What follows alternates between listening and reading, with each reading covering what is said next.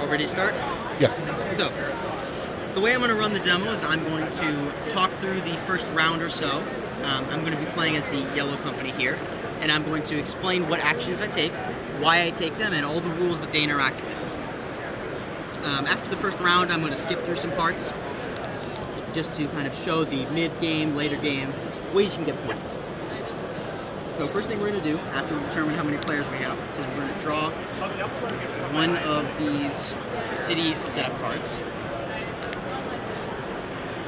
And we ended up drawing this one, and these determine your starting station locations. All right, so you got like San Francisco, Dallas. Yeah.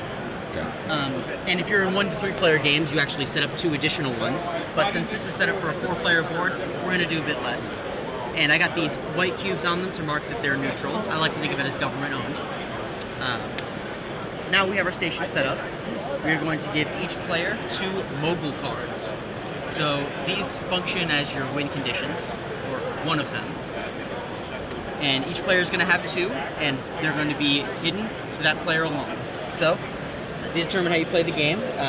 There's 2 types. You can either have goals or upgrades. So like this one, when you place it, you get 3 trains from your supply bag immediately, and you're able to slowly get more and more of those as the game progresses. So let's look through what our mogul cards allow us to do and incentivize us. Mountain crossings.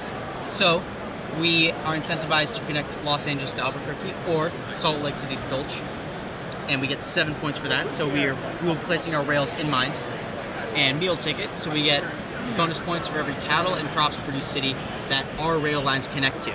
So what I'm seeing from that is we would like to build out from the Midwest through the Rockies region to try and get all of these gold cards completed as much as we can. So with that build in mind, and every player's going to have their own separate thing. So because you've got Salt Lake and Duluth produces beef, so I'd want to maybe... Yeah. Okay. Yeah, so we would be building for that, but every player is going to have their own goal. Right. Or maybe you can draw 2 upgraded cards, so your game plan is a lot more open. Once we do that, we're going to start the round. Each player is actually going to get 2 of these one-time use delivery tokens. For the 3rd and 4th players in the game, they're going to replace one of these delivery tokens with this one, which is a special one that allows you to also secure a contract instead of making a delivery. Just a bit of a catch-up mechanic for being later in the round. So they're going to reveal one of the 12 resource cards, and this is the only way besides the starting resources that you're able to add more to the map. So passenger depot. Where's that? Cheyenne. I'm not as good as reading upside down. Okay. There we are. All right. So we're going to place 2 passengers there, and as the game goes on, you're going to place more and more, which determines where you'd like to make deliveries to and from, and what type of stations you'd like to make. With all our setup done, we are going to set up our starting bags. Each player starts with the same amount of chips and the same types. So we're going to start with 3 basic money chips, 3 rail cars, and our 3 starter contracts, alongside a unique token that is the lightning train and a basic money. And we're going to sufficiently randomize them in our bag. Once we have that, every player's got set up, we're going to start the round. So, start of the round, you're going to draw until you have all 5 of these slots full. So, it'd be the first round. We don't have a ton of special effects. This is the draw we got for this turn. And as the rare moment, actually, this is when we redraw because we don't have any trains. So.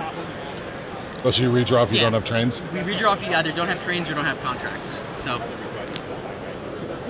I just swap one of them out, but normally you'd shuffle them back in and redraw. This is actually the first time that's happened in the demo, so that's nice. nice. All right. So we got this all set up. We ended up drawing the lightning train, and what happens when you draw a lightning train, you just take a train from your storage and add it directly to your boarding area. So this is one of the ways you can just add more material to the board, bag, and the game map. The main way you're going to use to build out your rail lines is with getting lightning trains. Very important. I mean, the game's named after them, so with that in mind, let's see what actions we can take during our turn. So we have 2 train cars available, and we have the contracts for the blue and cyan regions.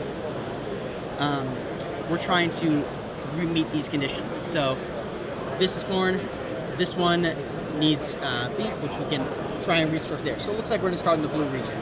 So we're going to use the blue part of our contract. Let's start building in Montreal, because we can build in Boston, but that would take more rail lines, and we're trying to expand as much as we can. So we're going to spend the 2 required rail cars to build that station. And we can build it because we're using the claim for the area. And then we're going to pick any of the face-up stations that we can place there. So this one has a requirement for crops and steel. This one needs gold and cattle. Although the crops are nearby, I'm going to get the one with gold and cattle because deliveries are more valuable for you. They worth more points the longer the distance of the route.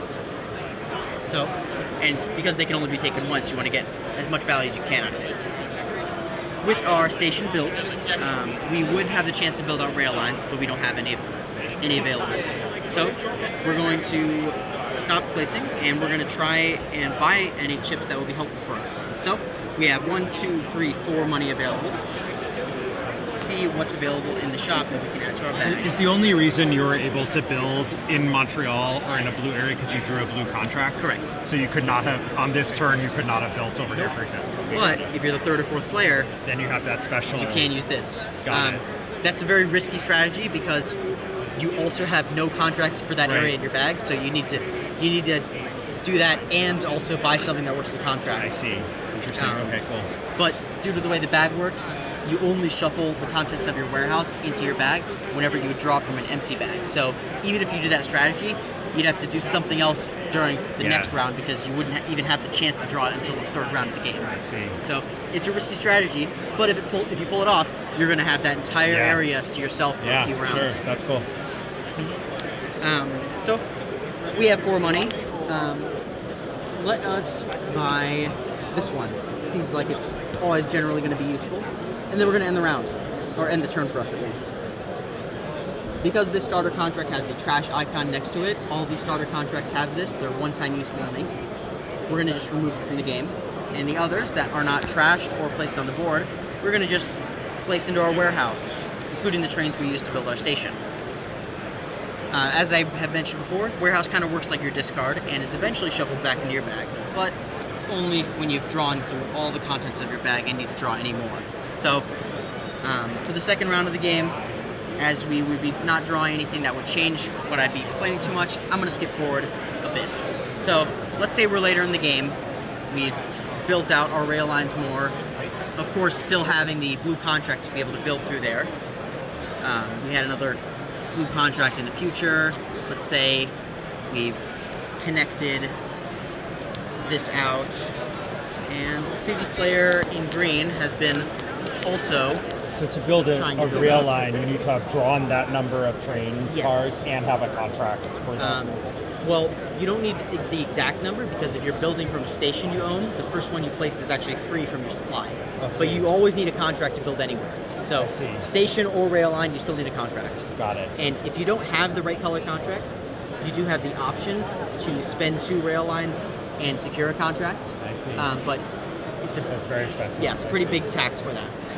You have the same option for using explosives. The dots here mean anything? Yes, they do. Those are the amount of points you get for completing the rail line. So a lot of the earlier ones don't give any, but the later game one, this is the hardest one to fill in the game, but it gives you 4 points. But you have to blast through the mountains and have 5 rail lines assembled. So, let's say they built out this much. They have stations here. For time's sake, I'm not going to go through the process of them buying and placing out the stations, but they'd have to get Midwest contracts for that. And they would actually get benefits for placing those stations, but I go over those in a bit. So, as we'd like to connect these two, but the green players built their station there, we actually can't build our line because you can only build through a neutral station that you have your rail line through, your own station, or with another effect like an action card or an upgrade. We don't have any of those, so we're kind of stuck here and we'd have to change our route. But let's say during the green player's turn, they decide to build here. Now, if we cycle back to our turn, let's see. Let's say we bought a few more. We buy this, reveal another 4 cost, and because we need to be always at 6 chips, let's say we bought a few more. My own fault. We got these 2, so we were gonna reveal a few more chips. We drew a 3 cost chip. There's only space for 2, so what we're gonna do is actually push this to the rightmost slot, and everything else gets pushed down.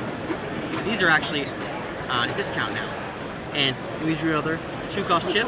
Same thing. We're gonna place this one in the rightmost, and everything else is gonna get pushed down. So it's been discounted all the way to a 1, and so will the 3 cost if we get anything that is 3 or lower to replace it. If there's So- another one, does that last one just fall off? No, they all stay. This just stays at 1. Okay. So if someone buys the 7 cost and we get another 3 cost, we have 2 at 1 now. Okay. But it's not very likely because people are going to buy it when it's discounted by that much. Okay. All right. So we've got our draws. We go through our deck. We go through our bag a few times. Let's go through another draw in the future. So draw this here. We have this draw, and because it has the plus icon, that means it goes to our bonus space instead of one of our 5 slots. Let's draw another here, here, and finally this one. So we drew a lightning train, 2 lightning trains actually. So we're going to take 2 from our supply, put it in our boarding area. We got a fair bit of money this round, and this one actually has the cargo delivery icon, which means we don't need to use one of our 2 tokens.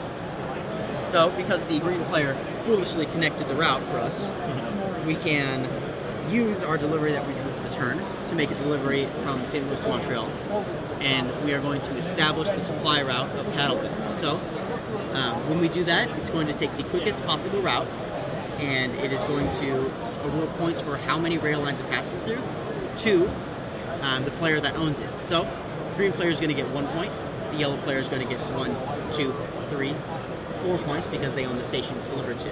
So, You chose to deliver it. That was cattle. Would you have delivered You it could here? also, yeah, but you get less points because you'd I only see, get I 1 see. point because you don't own the station. I see. Yeah. Okay, got it. And you can only make each delivery once, and once the deliveries are made from here, you'd have to wait for either a resource card to replenish it or any other effect if there is an action. Actually, I When don't- you say each delivery once, do you mean like each one of these or yeah, each station? Each station can only get the goods delivered to it once. Got it. So can that one still accept? Is that gold or? Yes, it can still accept gold. Got it. So it just can't accept Yeah. cattle again. Yes. I see. Okay, I like interesting. if it can help make more sense. I like to think of it instead of an individual shipment. Yep. You're creating a supply You line. would have the route, Yeah. so it's routed. Yeah. So it doesn't need any understood. more cattle. It already has a route for them. Understood. Okay, that's helpful. Or if the green player decided to build in this, because they're both 1, 2, 3, 4, 1, 2, 3, 4 routes, the green player can make the delivery and choose to go through their own lines to completely cut the yellow player out. Now, even though the yellow player owns the station, they're going to be getting the majority of the points for it, and additionally denying their points, so this rail line for them is pretty much wasted. Yeah. So that's one of the ways you can compete against your other companies. I like that. So they got 4 points from the delivery, and the green player got 1 point. That actually brought them past the 3-point threshold here, and there's a few of those on the score, all the way up to 25. But for the 3, you're going to get your first upgrade. Everyone has options for these, and these can help you sculpt your game plan for what your mogul cards are and what you'd like to do. So, given how we're trying to connect through the mountains and try and get a lot of cattle connections, we're going to pick the plus chip that has the tunnel icon. And this allows us to build through mountain ranges without having to spend 2 rail cars to use explosives, or an action card that would allow that. There's other ways to get these in the future, like when you get to 10 and 15 points respectively, you can get 2 more, but you can never add all 4 of them. So you got to keep in mind which one of these chips you don't want to add whenever you're adding any of them. So, because there's always going to be one remaining. Can I ask a question Yeah, of course. real quick? The locomotives. Yeah. Can you go through that? I played it last night, and we didn't get our heads around how the locomotives Yeah, of course. are different because you get them. So, Yeah. I actually decided for brevity's sake to not go over that part, but let's say, Okay. no, it's fine. I'll go ahead. So, locomotive here. You add that whenever you get a conductor icon on any of your chips, either through one of your upgrades or one that you buy. Whenever it adds to your warehouse, not when you draw it, just when you add it to your bag, you take a locomotive from your supply, and then you add it to your warehouse as well. So, the way these function is they work very similarly to rail cars. You can place it on the map to build out a rail, you can use it for upgrades, but as a vital benefit, which makes them a lot better than the basic rail cars, they have the plus icon, which means they hold the plus slot, which is virtually a free draw if you get it early enough. So a good strategy you can use for these is to just not place them on the line, but keep using them to upgrade and build stations to get a lot more benefit out of your rail cars. Yeah. Now, the locomotives do give a lot more points at the end of the game if they're along the intercontinental rail line that each player is racing to build. Does that help explain them? Yeah. Well, All right. my one other question that I have with that is going to be, so when you build a station, Yeah. you have the cars there, right? Mhm. Those, after you build the station, do the cars go into your warehouse? Everything that is not trashed or placed on the board goes to your warehouse. Okay. Every All single right. thing. That was the other thing that I wanted to know. Thank you very Yep. much. The only way to prevent that is every round you can choose to put one of your trains in line storage. So that's the only way to save something over for next round. Okay. Thank you. Once you have all that set up, each player is going to try and optimize the routes, make the best deliveries they can while building towards their mogul card goals, or trying to build out their game plan with their upgrade cards that they have in play. The game's eventually going to progress towards one of the 2 end conditions. The first one is revealing all 12 of the resource cards here. So at the start of the round, you always reveal one. The first player in the round does. And when all 12 are done, that marks the last round of the game. There are more than 12 cards here, but a few are removed for the start for some variants. One of the other ways for the game to end is to actually complete the Intercontinental Rail line. So from there, you go from New York City all the way to San Francisco.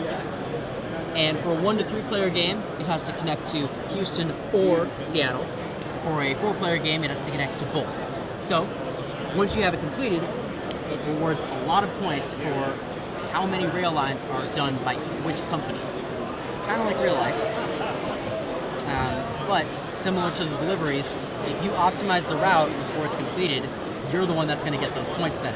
So you are both racing against the clock here to complete it, and your competition, your competing companies to fill it in. But of course, you can pick up some nice points along the way if you plan your route and build your deck for it. One of the other things you can do later in the game is upgrade your company. Everyone has access to these, but you do need 2 stations to start each one. So you can use just spend the amount of trains to upgrade it. So you can industrialize, which gives you 2 additional bonus spaces. So if you actually build your bag well enough and get a little lucky, you can have up to 9 virtual draws a turn. I personally really like industrializing because I take a lot of loans. The way they work is once a round, you can actually take a loan, add it to your warehouse. Just gives you 1 money for the turn, but it's pretty much a dead draw in the future. There is an upgrade that makes them not a dead draw. That's my favorite, but there's a lot of mogul cards and there's only 1 of it, so it's pretty rare I see it. Live your life dangerously. Yeah, it's great. I love it. We do want to finish up. So the other one is just going public, and this is just very good passive benefits. So whenever you would generate 7 or more money in a round, you get 2 points. And whenever you make a cargo delivery, like over here, you get a lightning train. So just some very nice passive benefits you get as you progress through the game. Beyond that, there is another mechanic that can help you catch up, Only don't text me, I will not. which is every public company's favorite word: Money. subsidies. Subsidies. So the way those work, for every bracket separating you from the leading player, you are going to get a free lightning train at the start of the round. Now, it goes up to a max of 2. Like if the player in yellow is at 47 points, yeah, you only get 2 lightning trains. You gotta figure that out somehow. Maybe they have a strategy that I don't know about, but I don't know how they could even get to that point. Yes, we are for the day. For the day, so you'll have more tomorrow. We'll have more like months from now. Months from So, now. yeah. Sold out for Yeah, you can order it. You can actually order it at the desk here, and then they will ship it to you. I believe in around September, and it's $5 off shipping there. But unfortunately, yeah, we're completely sold out. But besides that, that gets generally to the end of the game. It was a really excellent Thank you. explanation. Thank you very Thank much. you. Yeah, it was really I've cool. had a fair bit of practice.